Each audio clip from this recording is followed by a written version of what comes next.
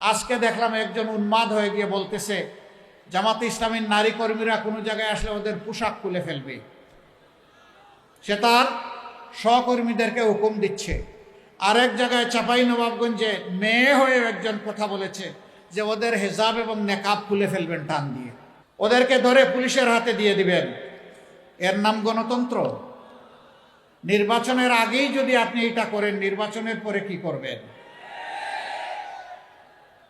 একদিকে আপনি মাদের হাতে দিবেন ফ্যামিলি কার্ড, আর পাশাপাশি আপনার প্রতিপক্ষ হলে তার সেই মায়ের গায়ে দিবে আপনি হাত।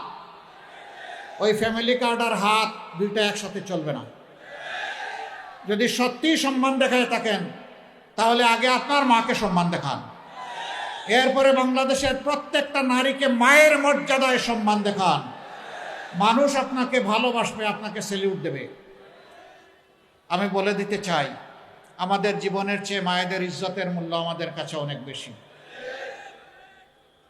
আমি সাফ সারা বাংলাদেশের শান্তিকামী মুক্তি পাগল মানুষকে বলে দিতে চাই, বিশেষ করে যুবকদেরকে বলে দিতে চাই, কোনো মায়ের সাথে কেউ যদি এই ধরনের অসভ্য আচরণ করে, আপনারা আবার 24-এর মতো বিস্ফোরিত হবেন।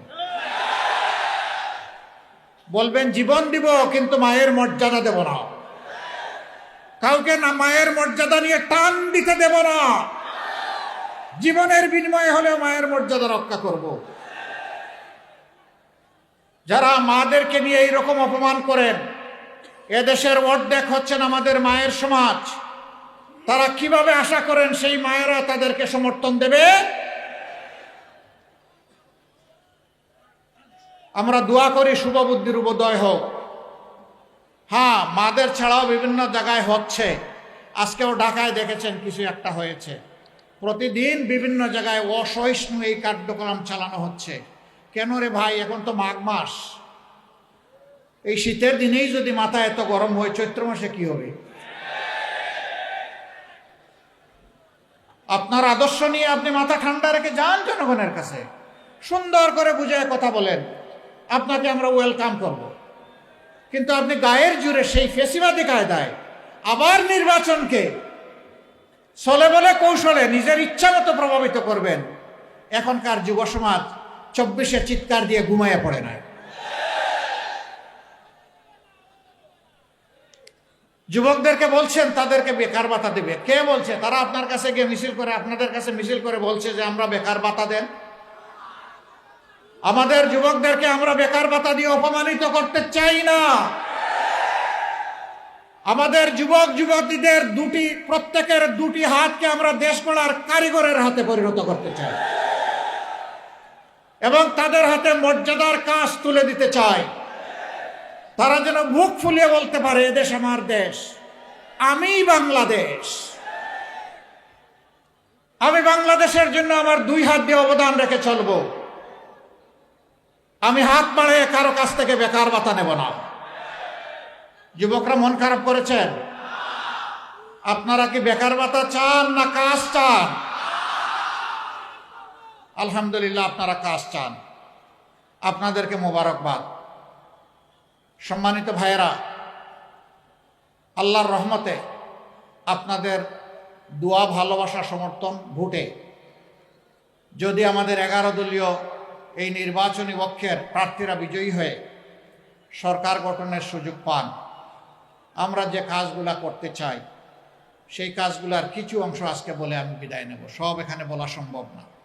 নাম্বার 1, আমরা সমাজ থেকে দুর্নীতি দূর করব ইনশাআল্লাহ। আমরা দুর্নীতির গাছের পাতা ধরে টানাটানি করব না, আমরা জটটা ধরে টানব।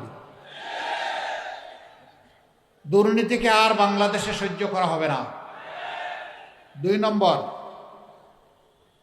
যারা অন্যের দ্বারা প্রভাবিত হয়ে মানুষের কাছ থেকে অবৈধ চাঁদা নিয়ে মানুষকে জর্জরিত করে, এমনকি বিভিন্ন জায়গায় দেখি চাঁদা না দিলে দোকান ভাঙচুর, মারধর এগুলাও করে, আমরা আর কাউকে চাঁদা নিতে দেব না। যদি আমরা সেই সুযোগ পাই তাহলে দুর্নীতি যারা করেন আর চাঁদা যারা নেন তাদেরকে আমরা বুকে টেনে নিব, কারণ তারাও আমাদের সন্তান, তারাও এদেশের নাগরিক। তাদেরকেও প্রশিক্ষিত করে তাদের হাতেও মর্যাদার কাজ তুলে দিব ইনশাআল্লাহ। তারাও সেদিন এই জাতিকে গঠনে উন্নয়নে ভূমিকা রাখবে এবং গর্বিত হবে। আজকে মাথা নিচু করে চলতে হয়, সেদিন তারা বুক ফুলিয়ে মাথা উঁচু করে চলবে ইনশাআল্লাহ। কাজেই তাদেরও কোনো চিন্তার কারণ নাই। সমাজ মুক্তি পাবে তাদের নির্যাতন থেকে, আর তারা মুক্তি পাবে লজ্জার হাত থেকে। এরপরে আমরা কি করব? আমরা সমাজের সকলের জন্য ন্যায় বিচার কায়েম করব ইনশাআল্লাহ। প্রেসিডেন্ট যে বিচার পাবেন, গ্রামের একজন সাধারণ কৃষক একই বিচার পাবেন। যে অপরাধে গ্রামের একজন সাধারণ মানুষকে আইনের আওতায় এনে শাস্তি দেওয়া হবে, একই অপরাধ করলে আইন প্রেসিডেন্টকে ছেড়ে কথা বলবে না। বিচার সমান। এই বিচারে যারা ভয় পায় তারা আমাদের বিরোধিতা করবে। আমরা তাদেরকে ভয় পাই না, আমরা একমাত্র আল্লাহ তাআলাকে ভয় করি। আমাদের তৃতীয় অঙ্গীকার, মানুষের পেটে এবং মুখে ভাত তুলে দেওয়া, এটা আমাদের দায়িত্ব। কিন্তু রিজিকের মালিককে আল্লাহ রাব্বুল আলামিন। আমরা আল্লাহ তাআলার কাছে চাইব এবং মানুষের অর্থনৈতিক প্রবৃত্তি অর্জনের জন্য স্বচ্ছতার সাথে দূরদর্শী চিন্তা করব ইনশাআল্লাহ। আগামী 5 বছর পরে বাংলাদেশ কোথায় যাবে, 10 বছর পরে কোথায় যাবে, 50 বছর পরে কোথায় যাবে, এটা জরুর নয় যে জামাতে ইসলামীকেই দেশ শাসন করতে হবে, কিন্তু এটা জরুর যে এই দেশে সুশাসন থাকতে হবে। এই দেশকে যারা ভালোবাসে তাদেরকেই শাসনের দায়িত্ব দিতে হবে। প্রিয় দেশবাসী, আমরা সেই রকম ভিশন নিয়ে, পরিকল্পনা নিয়ে আপনাদের সাথে বসবো, কথা বলবো, ডায়ালগ করব, তারপরে সবাই মিলে বাংলাদেশ গড়ব ইনশাআল্লাহ। ব্যাংক ডাকাত, শেয়ার মার্কেট লুটেরা, তাদের কি হবে? তারা অনেকে পালিয়ে বিদেশে গিয়ে আলিশান বাড়িতে থাকেন। আল্লাহ যদি আমাদেরকে তৌফিক দেন, আমরা ওদের পেটের ভিতরে হাত ঢুকাইয়া জনগণের টাকা বের করে নিয়ে আসবো। যা পারি, যতটুকু পারি, সেই টাকা রাষ্ট্রীয় তহবিলে যোগ হবে, তাই দিয়ে জনগণের উন্নয়ন কর্মকাণ্ড পরিচালিত হবে ইনশাআল্লাহ। এরপরে যদি আল্লাহর মেহেরবানিতে আমরা দায়িত্ব পাই নেই, সেই দিন থেকে আমরা সাফ বার্তা সবাইকে দিয়ে দিব, আগে যা করেছেন করেছেন, এখন উজু গোসল করে ঠিক হয়ে যান। এখন আর এগুলা চলবে না। আগেরটা কি হবে পরে দেখা যাবে, কিন্তু এখনটা করলে আর কেউ রেহাই পাবেন না। এই বার্তা যখন চলে যাবে, আমরা বিশ্বাস করি মাথা যদি ঠিক থাকে শরীর ঠিক হয়ে যাবে। রাজনীতির জায়গাটা স্বচ্ছ হয়ে গেলে গোটা সমাজ স্বচ্ছ হয়ে যাবে ইনশাআল্লাহ। তখন আর কেউ দুঃসাহস দেখাবে না দুর্নীতি করার, অন্য কোনো অপরাধ করার। অপরাধ তো এখান থেকে শুরু হয়, সমস্যা তো গুড়ায়, সমস্যা সমাজের মাথায়। আমরা আবারও বলছি, লেজ ধরে টান দিব না, আমরা কান ধরে টান দিব ইনশাআল্লাহ। যারাই অপরাধ করবে কোনো ছাড় নাই। সম্মানিত ভাইরা, আমাদের সমাজের একটা বিপুল সংখ্যক শিশু, তারা শিক্ষার আলো থেকে একেবারেই বঞ্চিত। তার মা পেটের ভাত যোগান দিতে পারে না, ওরা শিক্ষা দিবে কিভাবে? সে কি দেশের নাগরিক নয়? সরকারের কোনো দায়িত্ব নেই? সেই লোকগুলা যখন শিক্ষা পায় না, অনাদরে, অবহেলায়, অযত্নে বড় হয়, তখন তাদের মনের মধ্যে দ্রোহের আগুন জ্বলে উঠে। আমি কি এই সমাজের কেউ নই? এই সমাজ আমাকে এইরকম অন্ধকারে ফেলে দিল কেন? তার মনে তখন প্রতিরোধ স্পৃহা জাগ্রত হয়, তখন বিভিন্ন ধরনের অপরাধ কর্মকাণ্ডে সে জড়িয়ে পড়ে। এর জন্য আমার ওই অবুঝ শিশুটি দায়ী নয়, এই জন্য দায়ী সমাজ এবং সরকার, যারা তাদেরকে শিক্ষার আলো থেকে বঞ্চিত করেছে। ইনশাআল্লাহ আল্লাহ তাআলা আমাদেরকে দেশ পরিচালনার সুযোগ দিলে আমরা তাদেরকে বুকে তুলে নেব এবং তাদের শিক্ষার ব্যবস্থা করব। তাদের মধ্য থেকে মণিমুক্তা বের হয়ে আসবে, আমরা এটা আশা রাখি। এমনকি তাদের মধ্য থেকে বের হয়ে কেউ এসে আগামী দিনের প্রধানমন্ত্রী হতে পারে। শুধু রাজার ছেলে রাজা হবে, রাজনীতির এই সংস্কৃতি আমরা পাল্টে দিতে চাই। যার যোগ্যতা আছে সেই দেশ পরিচালনার দায়িত্ব পাবে ইনশাআল্লাহ। জনগণের ভালোবাসা এবং সমর্থন নিয়ে। ওই পৈতৃক সূত্রে, জমিদারি সূত্রে রাজনীতি এই দেশের মানুষ আর দেখতে চায় না। সম্মানিত ভাইয়েরা, তারপরে কি করব? এই দেশ বিশ্বের একটা সদস্য দেশ, সবার সাথে আমাদের চলতে চাই। সভ্য প্রত্যেকটি দেশকে আমরা বন্ধু হিসাবে পেতে চাই, কিন্তু অতীতে এই বন্ধুত্ব নয়, কিছু কিছু ক্ষেত্রে প্রভুত্ব কায়েম হয়েছিল। আধিপত্যবাদ আমাদের ঘাড়ে চেপে বসেছিল, আমাদের 54 বছরের অনেক সম্ভাবনাকে ধূলিসাৎ করে দিয়েছিল। আগামীতে এই জাতি আর কোনো আধিপত্যবাদ বরদাস্ত করবে না। আমরা সবাইকে বন্ধু হিসাবে পেতে চাই, কাউকেই প্রভু হিসাবে দেখতে চাই না। কেউ যেন আর প্রভুর নাটকে অভিনয় করতে না আসেন। আমরা সবার সাথে ভালো সম্পর্ক, প্রতিবেশীদের সাথে ভালো প্রতিবেশীর সম্পর্ক আমরা রক্ষা করব, কিন্তু আমরা চাই আমাদের সাথেও যেন সেই সম্পর্কটা রক্ষা করা হয়।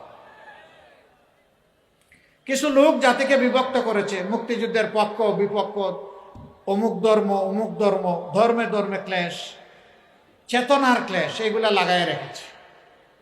আমরা এই সবগুলার কবর রচনা করে একটা ঐক্যবদ্ধ জাতি করতে চাই। হিন্দু, মুসলমান, বৌদ্ধ, খ্রিস্টান সবাই মিলে আমরা একসাথে ফুলের বাগানের গাছগুলার মতো থাকতে চাই, নিরাপদে শান্তিতে থাকতে চাই, সম্মানের সাথে থাকতে চাই। এখানে কারো অপমান আমরা বরদাস্ত করব না। ধর্মের ভিত্তিতে কারো মূল্যায়ন হবে না। নাগরিকত্ব, দেশপ্রেম এবং তার যোগ্যতার ভিত্তিতে তার মূল্যায়ন হবে ইনশাআল্লাহ। সম্মানিত ভাইয়েরা,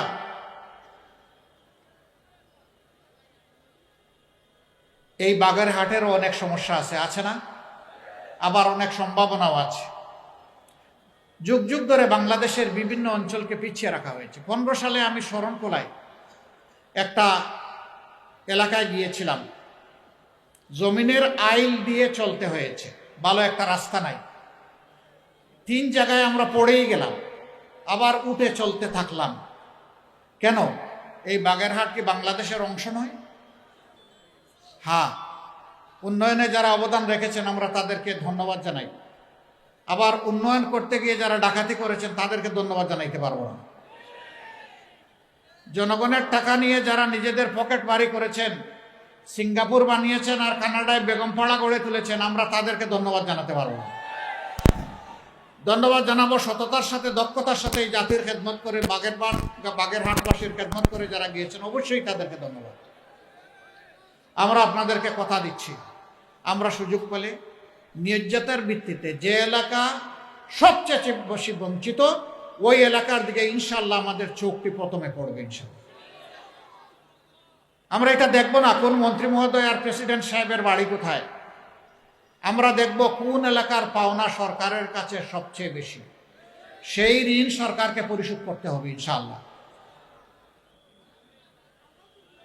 যদি শুধু সমাজে ইনসাফটা কায়েম করা যায়, দুর্নীতি সহ সব বন্ধ হয়ে যাবে। এই দেশকে, জাতিকে পাল্টানোর জন্য 5টা বছর যথেষ্ট। আপনারা কি তা বিশ্বাস করেন? ইনশাআল্লাহ আমরা গভীর আস্থা রাখি এই ব্যাপারে, এবং ইনশাআল্লাহ আল্লাহ তৌফিক দিলে আমরা পারবো ইনশাআল্লাহ। কেন পারবো? যেহেতু আমাদের নিজস্ব কোনো ধান্দাবাজি নাই। আমাদের একটাই ধান্দা, কিভাবে এই জাতির কিছু ভালো করা যায়।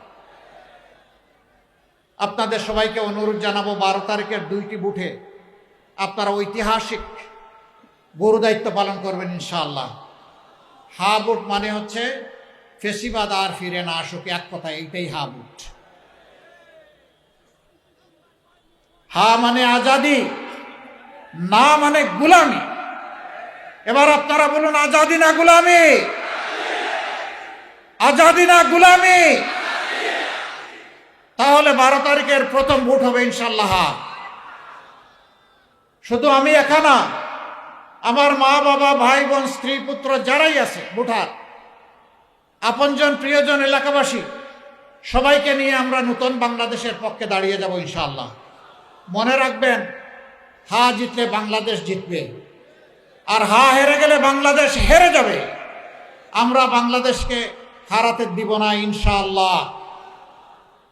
দ্বিতীয় ভোটটি হবে ন্যায় এবং ইনসাফের পক্ষে। 11 দল যে প্রতীক নিয়ে যেখানে এসেছে আমরা সবাই এক। এখন আমাদের পরিচয়, আমরা 11 দলীয় নির্বাচনী ঐক্য, আমরা ঐক্যবদ্ধ বাংলাদেশ। আপনারা ঐক্যবদ্ধ বাংলাদেশের পক্ষে থাকবেন?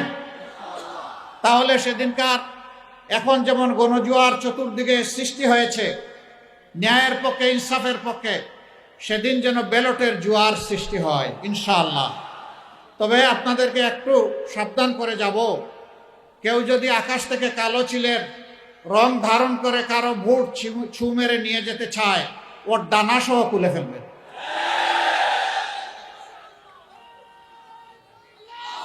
আগের স্লোগান অচল, আমার ভোট আমি দেব, তোমারটাও আমি দেব, এটাও অচল।